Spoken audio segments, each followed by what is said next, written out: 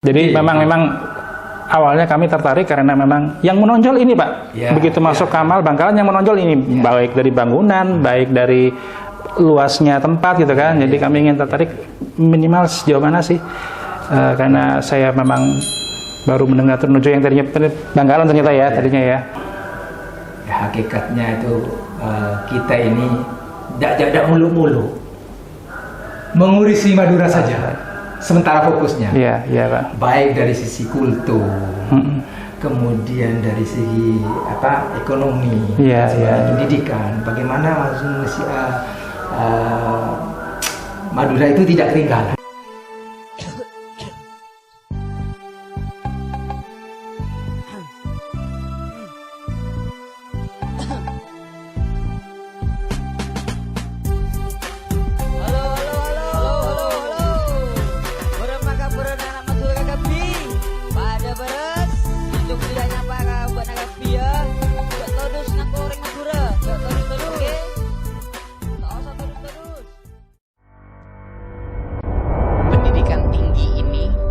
Memiliki potensi dampak tercepat untuk perubahan SDM.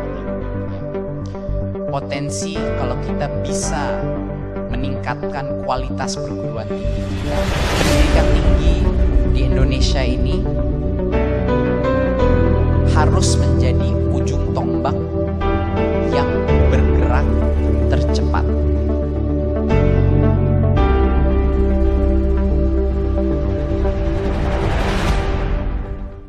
Berdiri di ujung barat Pulau Madura, Universitas Trunojoyo Madura berkembang pesat seiring dengan tumbuhnya perekonomian Pulau Garam. Keberadaan kampus termegah di Madura ini tentu tidak terlepas dari sejarah panjang pendirian Universitas Bangkalan Madura yang berdiri sejak tahun 1981. Karena Universitas Trunojoyo Madura merupakan kelanjutan dari Universitas Bangkalan Madura yang berubah status menjadi perguruan tinggi negeri sejak 5 Juli tahun 2001.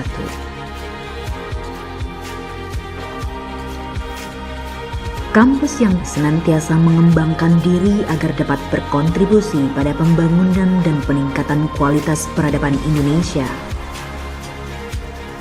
Langkah konkret untuk merealisasikan harapan tersebut ditempuh melalui inovasi proses pembelajaran, riset, dan pengabdian pada masyarakat.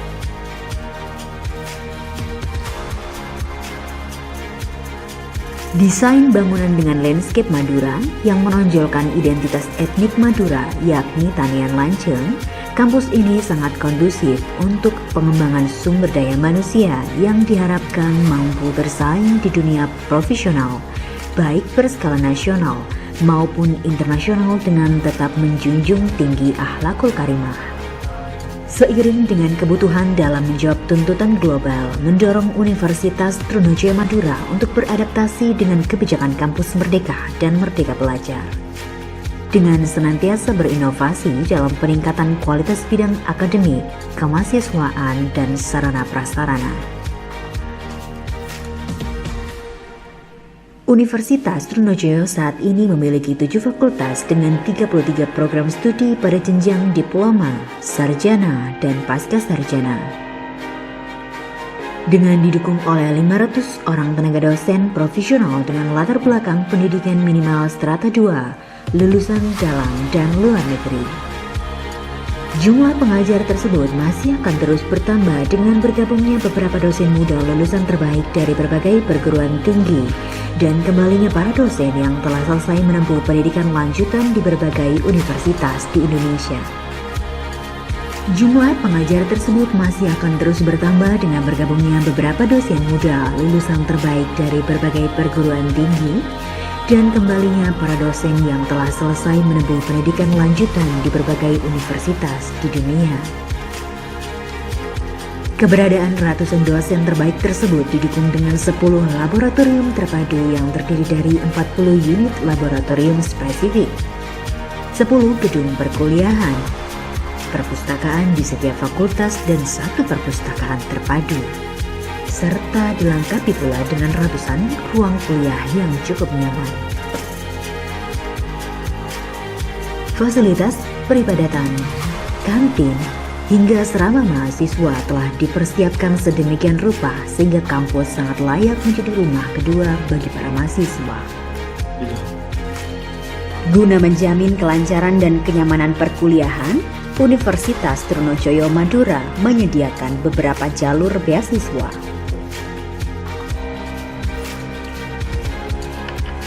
Guna mendukung proses belajar mengajar sekaligus memberikan dukungan terhadap masa depan lulusan, Universitas Trunojoyo Madura telah menjalin kerjasama dengan beberapa perusahaan besar di Indonesia agar terlibat secara langsung maupun tidak langsung pada proses belajar mengajar.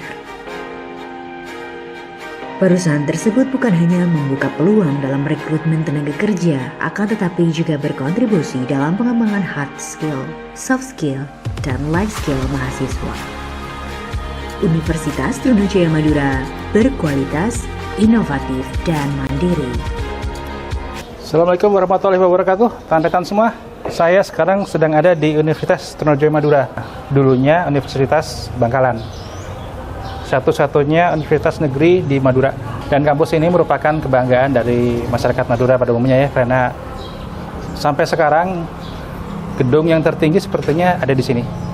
Nanti kita akan ngobrol dengan Pak Humas ya di dalam sejarah dan berapa fakultas, berapa prodi, nanti kita ngobrol di dalam. Untuk info lebih lengkapnya kita akan bicara dengan Bapak Taufik, Kepala Humas dari Universitas Trunojoyo. Kita ke dalam.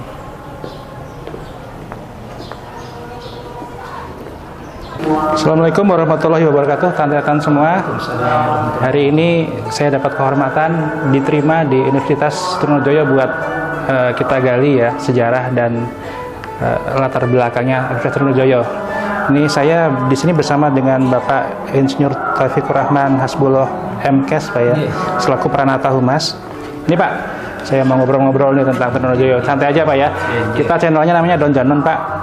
Jadi kalau bahasa Madura mungkin ngobrol sambil santai sambil makan-makan ya. Saya dikasih kopi nih Pak, jadi sudah memenuhi kaidah nih Pak. Jadi gini Pak, bisa tolong ceritakan Pak sejarahnya Universitas Trunojoyo dari tahun kapan? Jadi dulu sebelum ada Universitas Trunojoyo, pemimpin-pemimpin ada orang-orang yang sukses di Jakarta, ya.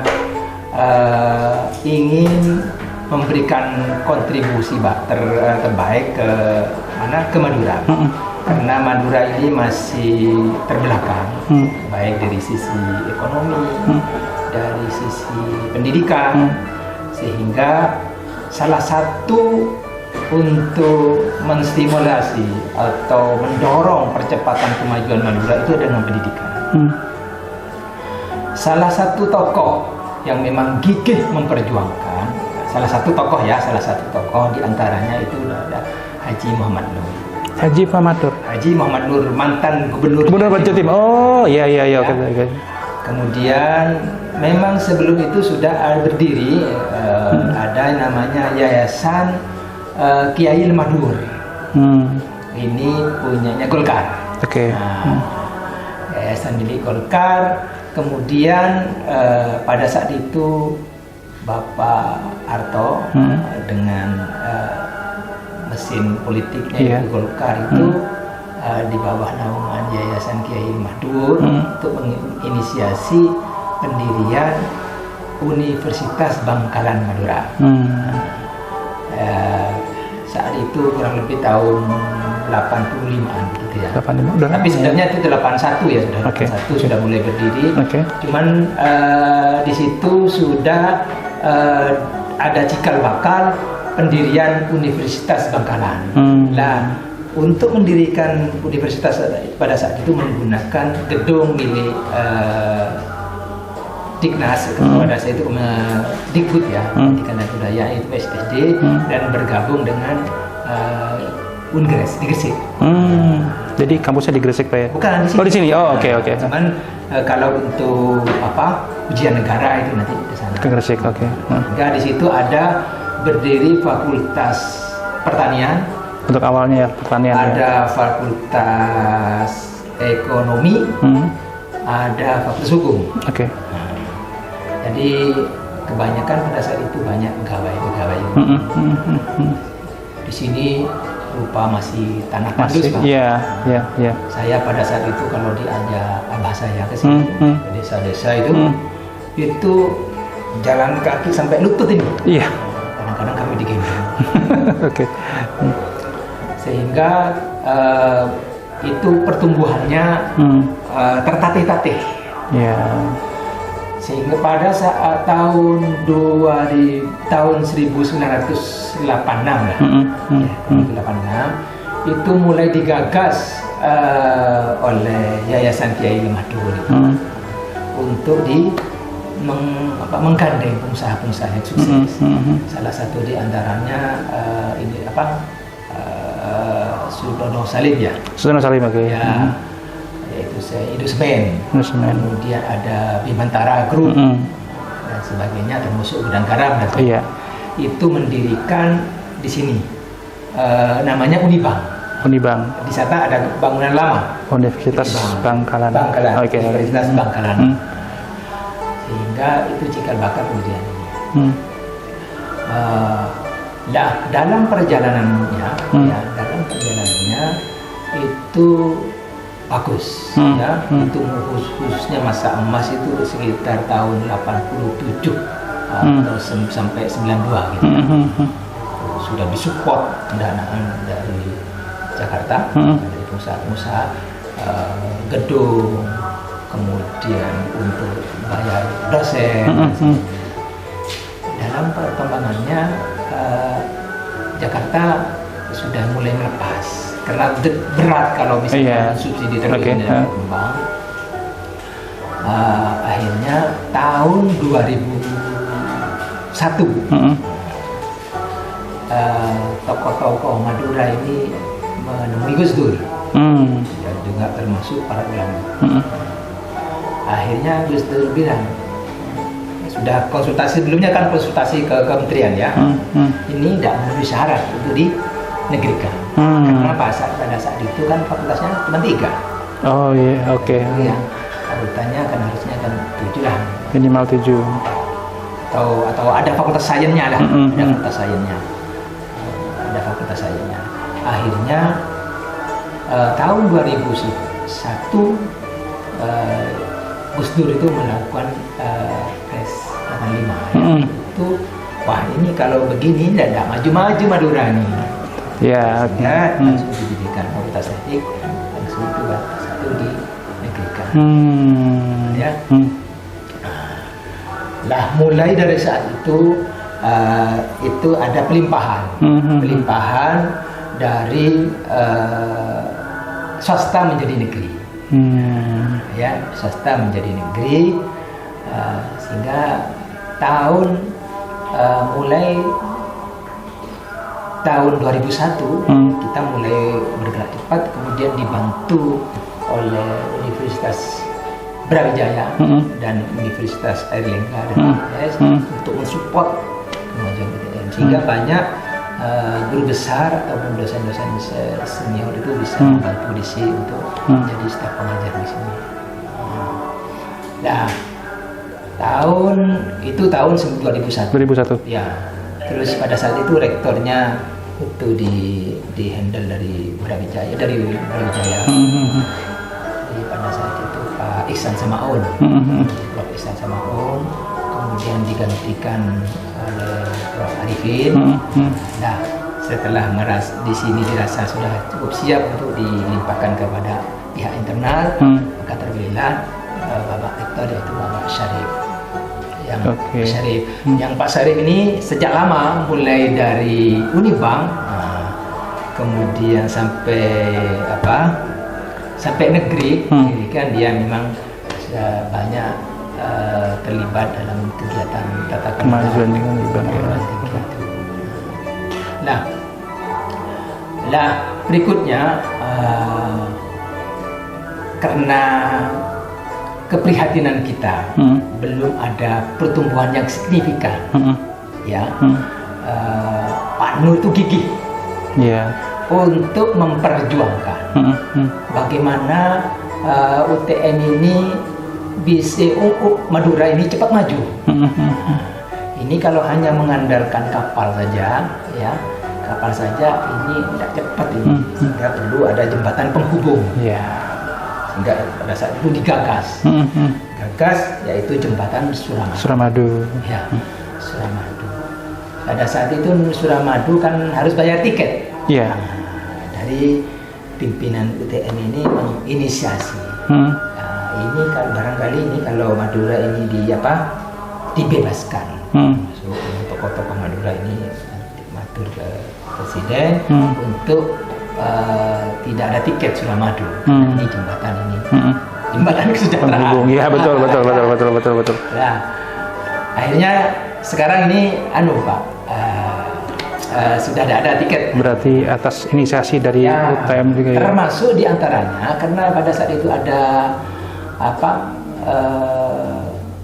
Badan Percepatan Pembangunan Madura ya, BPWS ya. Wilayah Suramadu, Badan Percepatan Wilayah BPWS pada saat itu pimpinan di sini juga lobby BPWS dan pimpinan daerah sekaligus tokoh-tokoh Madura. Bagaimana akses kepada lembaga pendidikan Universitas Trunojoyo Madura ini bisa lancar sehingga bangun yang dulu akses jalannya sempit sekarang berluas. Nah, itu belum sampai di situ lagi, masih berikhtiar keras untuk betul-betul mendorong kesejahteraan Madura sehingga fokus Tridharma itu difokuskan ke 6 sektor ya. Bagaimana ada optimalisasi potensi-potensi yang ada di Madura ini sehingga membawa kesejahteraan Madura. Ya saat ini yang sudah dicoba diinisiasi, kemudian juga dibangun kerjasama, termasuk teman-teman itu banyak sudah menekuni bidang keahlian, yaitu ada garam. Ada garam. Kenapa kok garam? Karena ini kan dari dulu lah.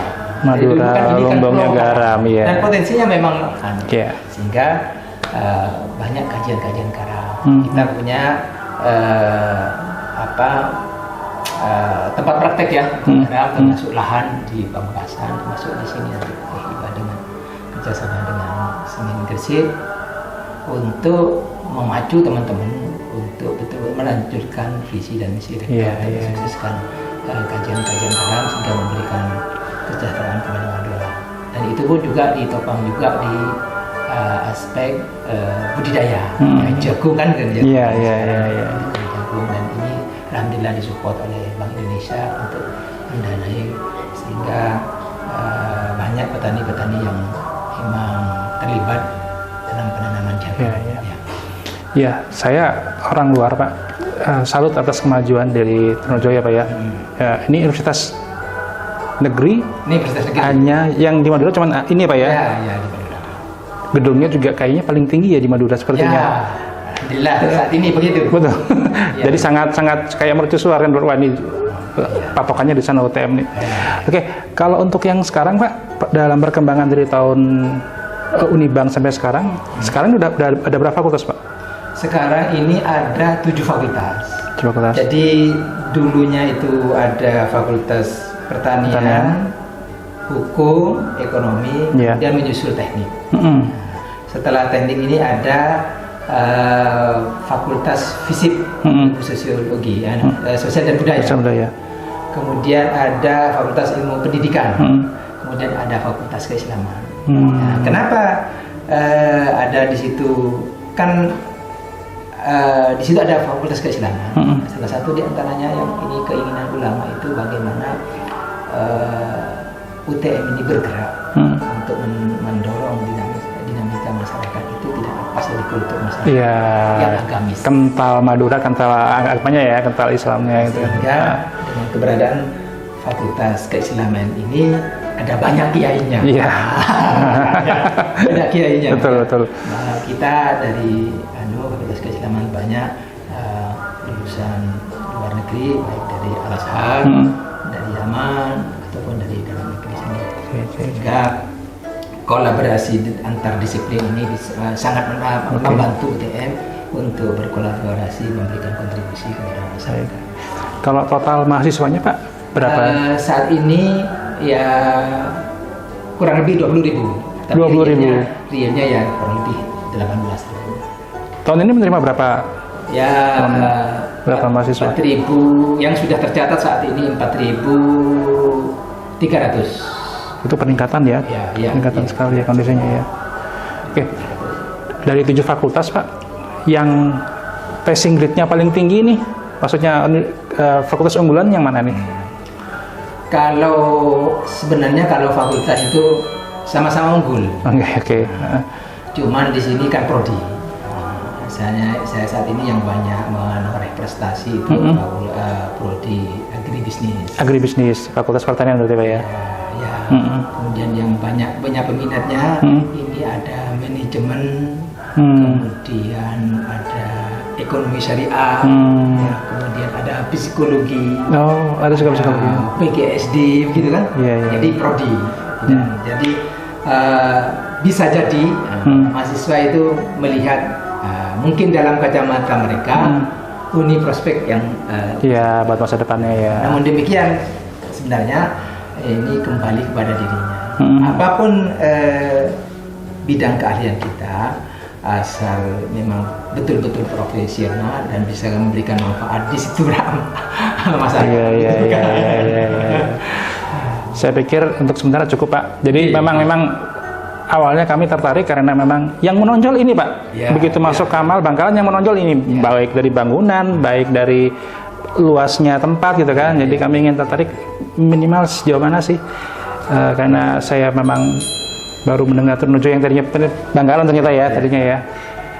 Ya itu Pak mungkin. Jadi memang Pak. Jadi ya, hakikatnya itu kita ini tidak mulu-mulu mengurisi Madura saja, sementara fokusnya. Iya Pak. Baik dari sisi kultur, kemudian dari segi ekonomi, pendidikan. Bagaimana Madura itu tidak ketinggalan. Ya alhamdulillah capai-capai itu bisa, alhamdulillah mulai titik terang lah. Saya orang Madura Pak. Ya. Saya merantau jauh ke Bandung, kuliah di Bandung karena waktu itu belum ada ini Pak. Ya. Kalau sudah ada mungkin saya nggak tahu, nggak usah merantau Pak ya, saya di sini saja. Banyak Pak. Ini kami sangat berterima kasih kepada pemerintah, khususnya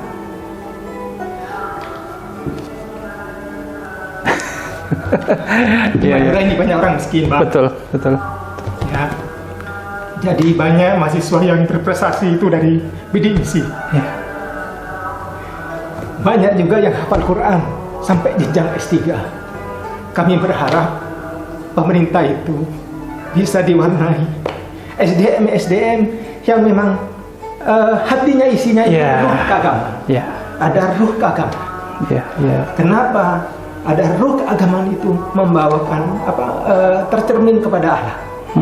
Karena ruh keagamaan itu memberikan warna terhadap akhlak, sehingga diharapkan perilakunya dalam menjalankan tugas-tugasnya itu senantiasa mengharap ridha Allah, bukan mencari duit. Ya, banyak orang yang orientasi sekolah itu orientasinya duit. Kita mengkirakan kader-kader dari UTM itu orientasinya bagaimana memberikan kontribusi terbaik terhadap Madura, dan dilandasi niat ikhlas untuk mencari ridha. Itu yang diinginkan. Jadi kami ingin mempegang teguh dari para pendiri, dari ulama, bagaimana SDM yang lahir dari UTM itu nuansa ruh ilahiyah itu tetap melekat pada ini. Sehingga di sini ada namanya ada mentoring, ada pembekalan terhadap mahasiswa itu. Bagaimana setelah lulus itu ada ruhnya itu, ada ruh ilahiyah. Karena sekarang ini kan ada tren bahwa ini jurusan ini banyak duitnya, jurusan ini prospek ini bukan di situ. Tapi bagaimana dari manusianya sendiri betul-betul memberikan kontribusi terbaik. Betul. Ya itu ini mungkin yang visi dari UTM yang ini dikedepankan. Baik Pak, terima kasih Pak. Untuk awal saya pikir sangat cukup Pak. Bapak sudah memberikan gambaran seperti apa, dan saya sekali lagi sebagai orang Madura bangga Pak, bangga dan ikut terus berdoa supaya Trunojo terus maju Pak, untuk terus menjadikan pionir di Maduranya, dan alhamdulillah kalau bisa seluruh Indonesia Pak ya. Terima kasih. Terima kasih teman-teman semua ya. Bapak kasih waktunya. Dengan Pak siapa? Dengan Ali, Pak. Iya, nanti mungkin kita lanjut di dalam waktu. Teman-teman semua, terima kasih. Assalamualaikum warahmatullahi wabarakatuh.